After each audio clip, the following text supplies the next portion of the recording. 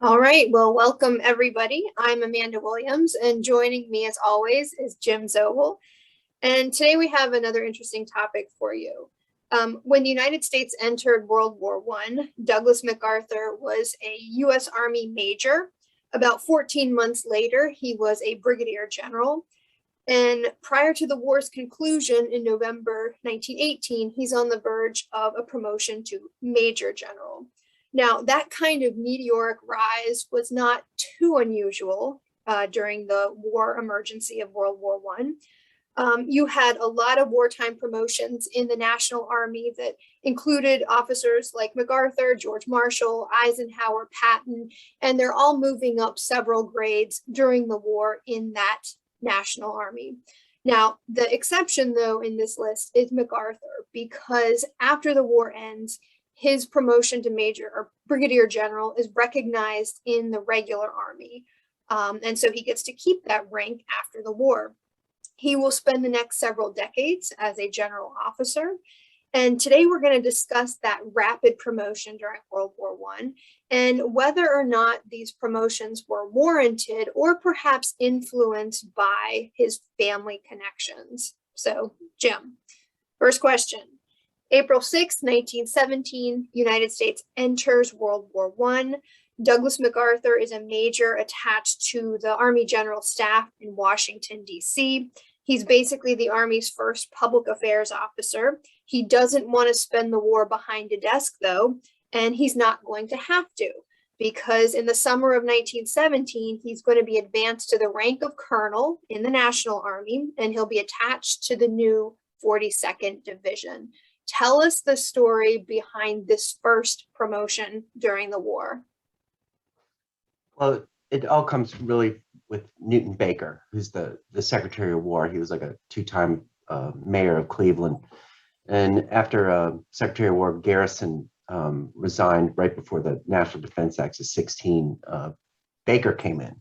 And everybody thought he was a pacifist, but not really. And he got to be real close with MacArthur almost after about 5 months. And then he assigns MacArthur to run the Bureau of Information for the War Department. And he'll, like you said, he's like one of the first press relations guys, one of the first press censors.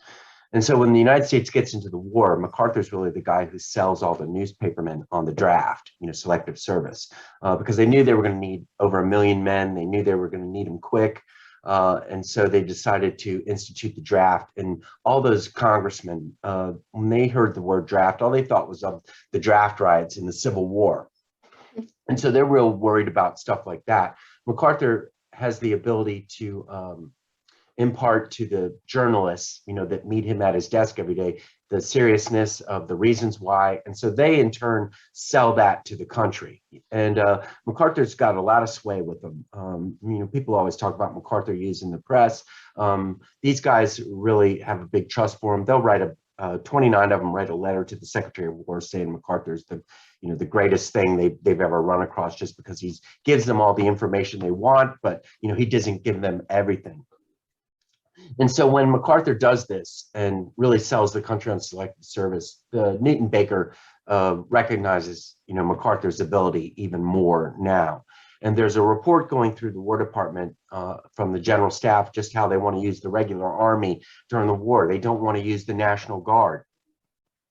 And MacArthur reads through it and he writes on top of it, basically, you guys don't care what I think. I don't agree with this.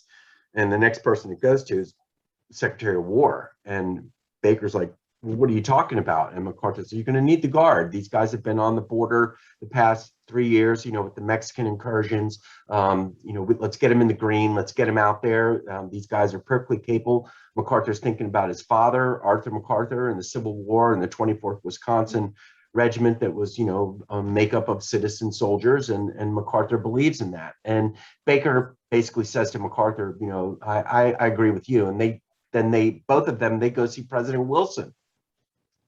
And MacArthur convinces Wilson of why they're going to need the National Guard. And Wilson supposedly was like, well, thank you, son. And you thank you for your candid appraisal of the situation. And then it becomes a thing of who's going to be the first Guard division, because if your state is the first one to go, then then the state's going to be like, you're sending our boys to slaughter. If they're the last one to go, it's like, you left our boys out of the fight. And so they wonder how they're going to address this problem. And MacArthur and then William Mann, who's head of the militia bureau, they get together with Baker and they come up with this idea of using all these individual National Guard units from a bunch of different states and put them under one division. And MacArthur said, okay, great, that'll cover the country like a rainbow. And so that was the creation of the Rainbow Division. And then Baker goes and tells William Mann, who's 65 years old, I want you to run the division, and MacArthur's going to be your chief of staff. And Mann was very excited about that. He liked MacArthur. He thought he was a very energetic officer, had a good mind. And then Baker calls in MacArthur and is basically like, I know you don't want to sit behind a desk. I'm going to get you chief of staff of the division, the Rainbow. And MacArthur was, well, you know, I'm not billeted for that. I'm only a major. And Baker was like, well, we're going to take care of that right now. I'm going to get you a colonelcy. And so MacArthur advances over the rank of lieutenant colonel already and becomes a colonel. And Baker says to him, do you want to be a colonel of the engineers, I guess, you know, because MacArthur's an engineer.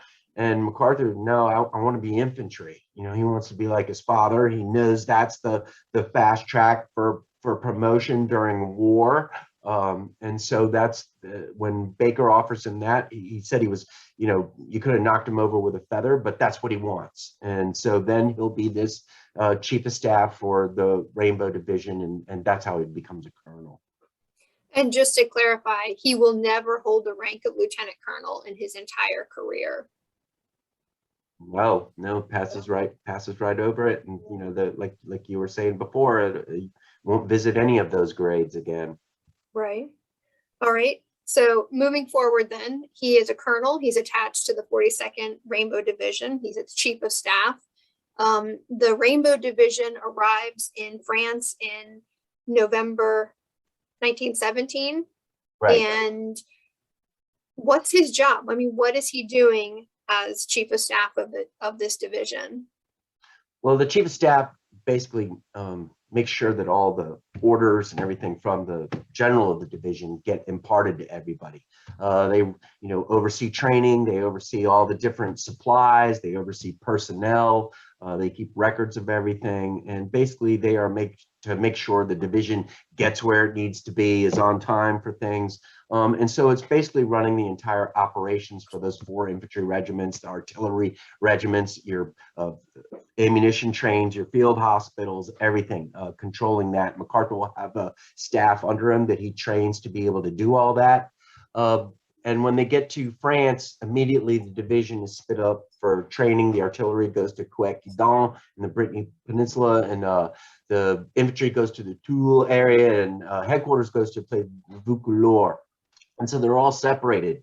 But as well, when MacArthur gets there, he finds out immediately Pershing gets rid of William Mann. William Mann's 65 years old. He's not gonna make it. He's heavily overweight.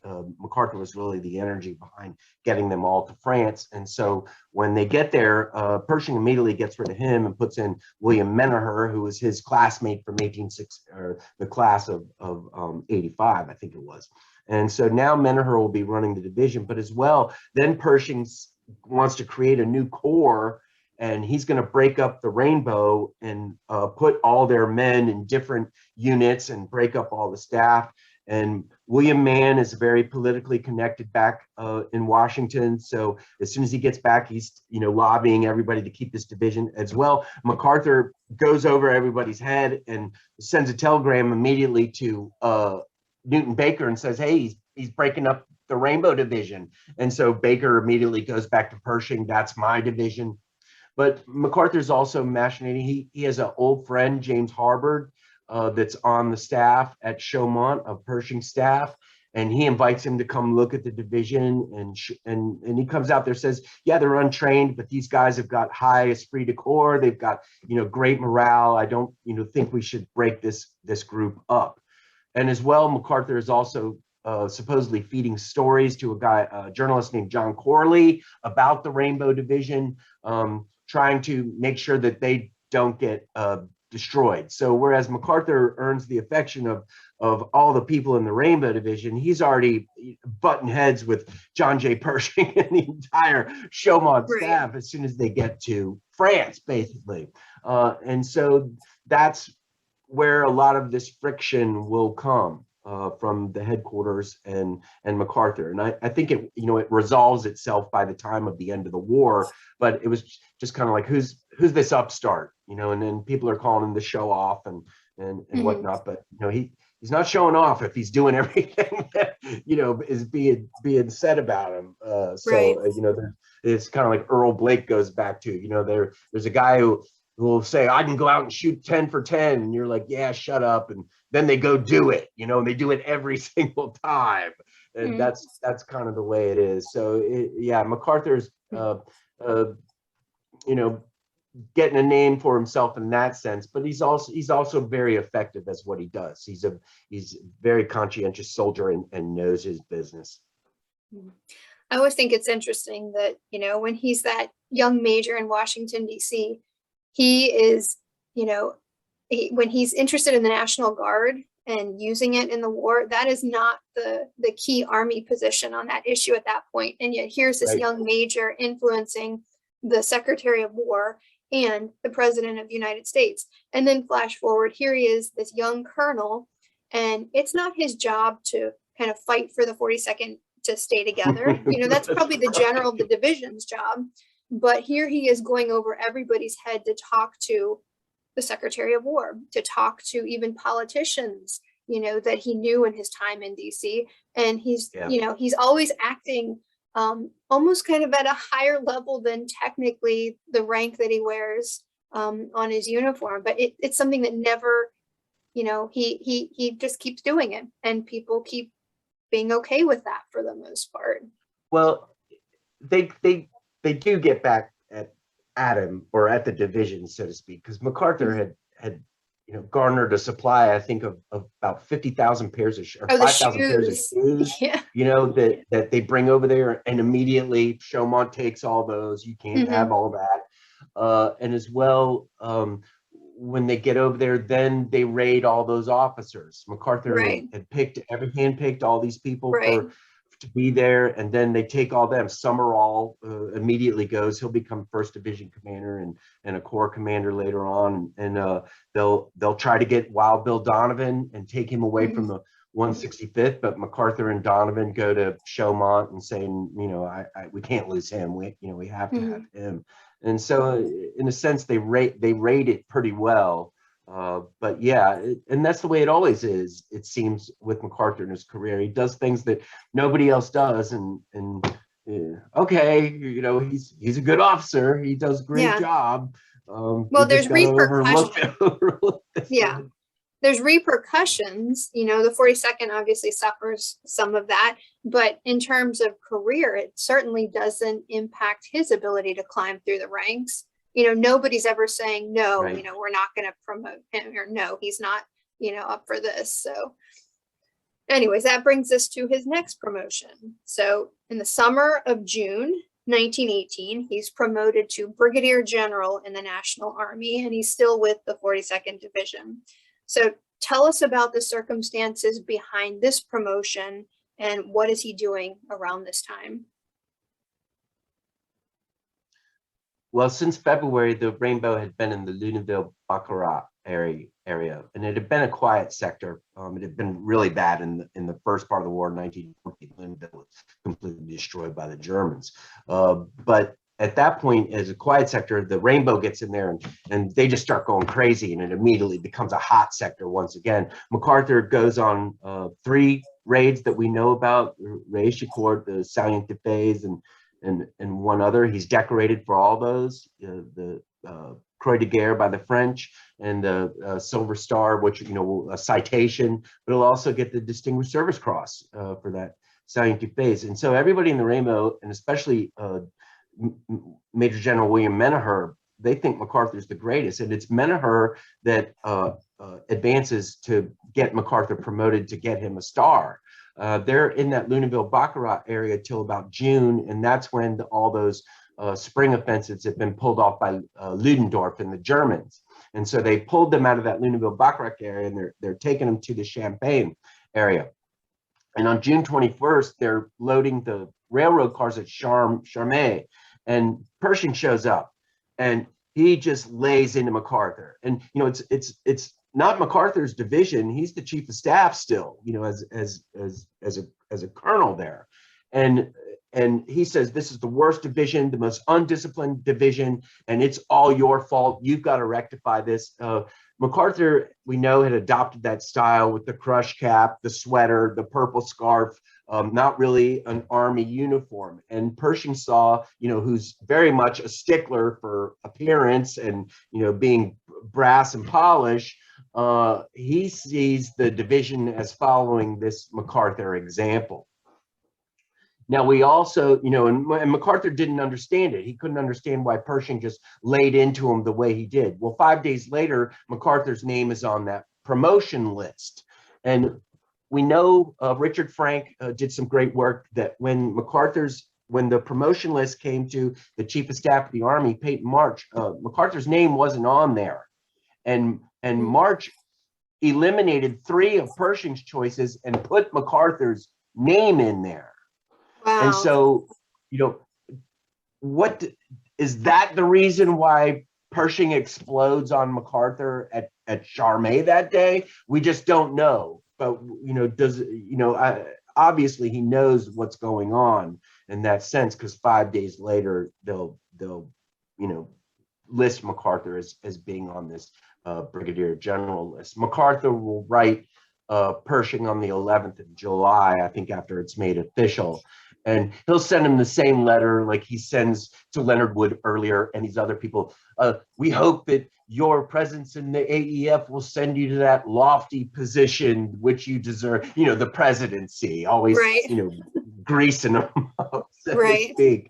But at this point, MacArthur and Pershing's relationship is not going the way MacArthur would like it to go.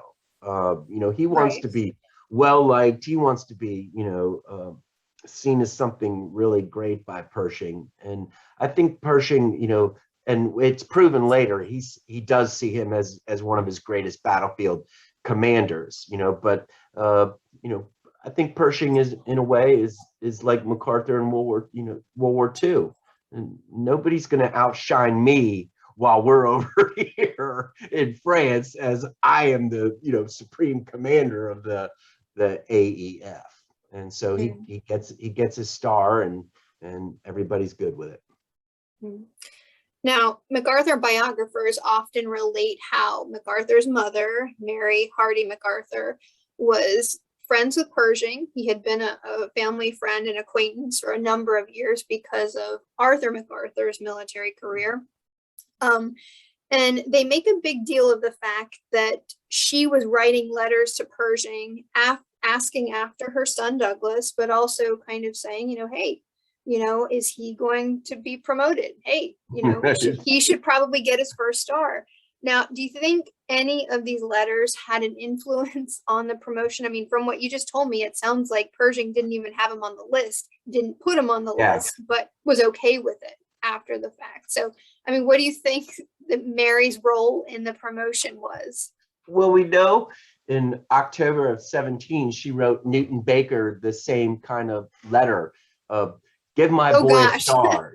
He's not, they haven't even left New York yet and gone over to France, and she's already writing him, to give him a star, and Baker just ignores it. He doesn't write her back. But then Mary Pinckney Hardy moves to Washington and starts lobbying him again. My boy needs a star, and Baker will say, I have nothing to do with that. That's, determined by the War Department or by the Chief of Staff and by Pershing over there, and gets out of the loop that way. Right. We know that she does write Pershing on June 12th of 1918, but everybody says that would have gotten there after they already made the decision. So, it doesn't really have an effect on anything that's done at that time. She was always, throughout Douglas MacArthur's career, writing people to, you know, further enhance, you know, what he's doing or further his career. Mhm. When she thought he was, you know, not destined for the army, she was writing the Harriman Company to get him a top level job in the railroads back in 1911, 1912. So she was Right, always doing that kind of stuff, you know, and like I always say, everybody should be lucky enough to have a mom like that who's always pushing you. right. But I don't think it has an effect, but we don't know. Did she write Peyton March? You know, who also owed his career to Arthur MacArthur Sr. But nobody said that. And the thing is, you know, March is the one that really pushes that, and he's the one that will let MacArthur, you know, keep his brigadier generalship, you know, when the war ends. So the main thrust, I think comes from him. Mm, okay. Yeah. All right. So MacArthur at this point is a brigadier general. He is, let's see, 38 years old, 37, 38. 38, 38 years old. That's a very young general. I think today, if you're in the service, I think you're trying to calculate this in my head, but you know, a lieutenant colonel is probably what, about 40 years old. So he's a brigadier general already, and he is, you know, very, very young at this point. Now, what are his responsibilities at this point? What is he doing with the 42nd Division? And is he very well liked by the men under his command? Well, Pershing thought so. You know, like we were saying before, where he thought that the whole division had adopted MacArthur's style. And you tend to like a guy who shows up for the trench raids, you know, who's a bird colonel, doesn't have to be there. And MacArthur is always very keen to be among the troops. They all know who he is. So yeah, by the division, they think he's the king. And you'll see that in every single book by a Rainbow Division veteran, you know, that comes out. I mean, while Bill Donovan and him might have some conflicts, but these are two very high-strung individuals that are trying to make their career in the Rainbow. That first month that he's a brigadier general, he's still the chief of staff, so he's running everything for the division, getting them into the Champagne during the defense there against the final Ludendorff offensive. And then when the Einmarn offensive comes right after that Champagne defensive, when the first and second divisions go in and take Soissons area, then that drive against Chateau Thierry and the Ourcq River will occur, trying to push the Germans out of that salient. And MacArthur gets the division everywhere they need to be, gets them all in line for what's going to happen. And then he's the chief of staff of that division still during that massacre on the Ourcq, which is that's the only way you can call it. They'll lose, you know, a third of the Rainbow Division there. But then on early August, Robert Brown, who runs the 84th Brigade, you've got two brigades in the Rainbow, the 83rd, 84th. Brown is relieved of command because of he was just out of it during that Ourcq River campaign, and they put MacArthur in as now a brigade commander. So from then until about early November, MacArthur's total concern is the 84th Brigade. William Hughes will take over as chief of staff, and it's crazy because William Hughes was a boy on Fort Selden with Douglas MacArthur when they were both about 5-6 years old. And his memories of Douglas MacArthur range from being in these baskets in Fort Selden pretending to shoot elephants to being all of a sudden on the fields of the Rainbow Division. Just kind of weird the way that, you know, that all worked out.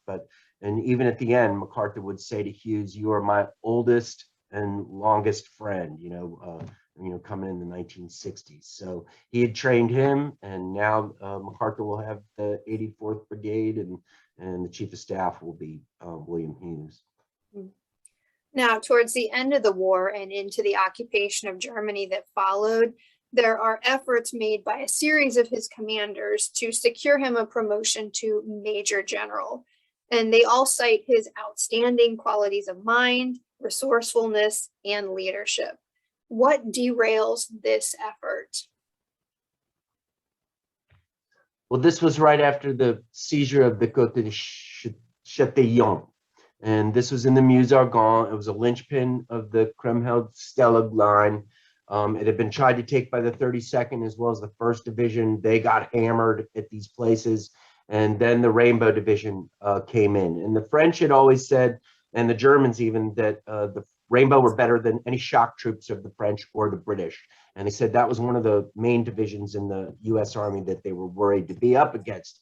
And this position is rounded by fortifications, barbed wire, machine guns, everything else. And through a series of 3-day attacks, they, and the working of all the 84th Brigade staff, they come up with a plan to take this position. And it was something that nobody thought was going to happen. And when it does, they put Summerall, who's the Corps commander, puts MacArthur for the Medal of Honor, but also says he needs to be promoted to Major General as well. William Menaher, commander of the Rainbow Division, says that MacArthur at this point needs to be Major General. This is about October 18th of 1918. October 30th, again, they will make this recommendation, and Pershing's all for it. That's what I mean by whatever friction there might have been at the beginning of the war. I don't think it's there anymore. Pershing is all for it. He recognizes MacArthur as, being one of his, great battlefield commanders. He'll say so during World War II as well. And thing is, though, is Pershing will put MacArthur up for that major generalship in 3 November. And that's only 8 days before the war is going to end. On 6 November, they put him in command of the division. They were going to put another major general in there, but Menaher, Summerall, and Pershing were even leave him in there. And so he'll run the division for that month of November. But after the war ends, Peyton March tells Pershing, no more promotions. Everybody's done being promoted. And so that's what really does it. Nobody squashes it or anything like that. It just, it's a directive from the War Department that, there'll be no promotion. So the end of November, they bring in Major General Flagler, and MacArthur's already gotten the division into Germany for the occupation, and then he'll go back to being 84th Brigade commander at that point. All right. In 1920, he's confirmed as a brigadier general in the regular army. Why does he get to keep this wartime rank when literally everybody else reverts back to their pre-war rank? Yeah, well, I think it's just circumstances. We always talk about, during MacArthur's career, things just come up, that all of a sudden he's involved with that, make him shine to all these people that he probably didn't to before. And when he comes home from the war, Peyton March is still the chief of staff, and he calls MacArthur in and he says, you've got to, I'm going to send you to West Point. The place is destroyed. We graduated everybody. All the traditions are lost. I need somebody who's energetic, that's going to be able to go up there and take on that entrenched board of supervisors and board of educators. And you're the guy. And MacArthur was, I'm a soldier. I'm not an educator. And most of the professors there are the professors that taught me when I was there. But March is like, nope, this is what you're going to do. I can feel it. This is the way it's going to happen. And that's why he keeps that star. Everybody else reverts back to what they were before. And this is the most important position that MacArthur will get, is that superintendency, because that allows him to keep that star. And once again, it was just a matter of this opportunity came up. March saw him as the key guy, and so he's the one out of everybody that keeps that rank. And like most all biographers say, this was the most important one. This is really what sets him up for everything that will occur after that. Okay. Well, then I think you just answered my last question. Oh, sorry. No, that's great. Does he become chief of staff? Does he become that great general in World War II in Korea without this rapid acceleration during World War I? Does World War I basically set him up, make his career? Well, I don't know. It's hard to say. Everybody saw something in MacArthur, pretty much. All the brass that are on top of him, even before the war, so to speak. So he's definitely an up and comer. I mean, most first captains at West Point are noticed right away by everybody. But MacArthur's got a certain ability, and I'll just point to this guy, Henri Gouraud, and he was the commander of the 4th French Army, and he serves with MacArthur during that Champagne defensive, and it's only a matter of maybe 2 weeks that they're together, and Gouraud will say for the rest of his life that MacArthur was the greatest, most bravest, most capable officer that he had ever met. And Gouraud was known as the Lion of Africa. I mean, he was shot by an arrow, early in his career. He was blown up in the first days of the war on the Western Front. At Gallipoli, he was lost an arm, blown up again, walks with a limp. This guy is just a living legend amongst, all French officers. But he says in that 2 weeks, that's what he saw of MacArthur.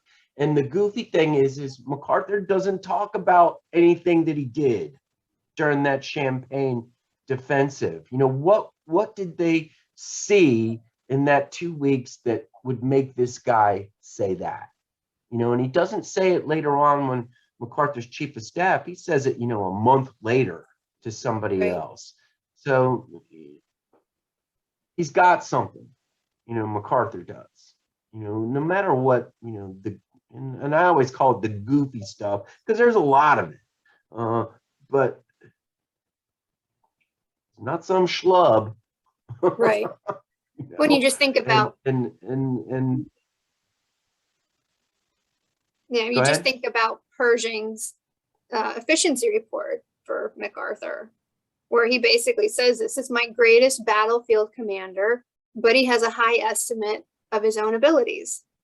It's MacArthur in one line in a sentence, So yeah. Well, it's good to have somebody that believes in themselves. You don't want a general that doesn't believe in themselves. Right. For sure. All right. Anything else? As long as he's a good one. Anything else to add, Jim? No, that was cool. Okay. I like it. All right. Good deal. Well, thank you all for joining us. That is all for today. Thank you, Jim.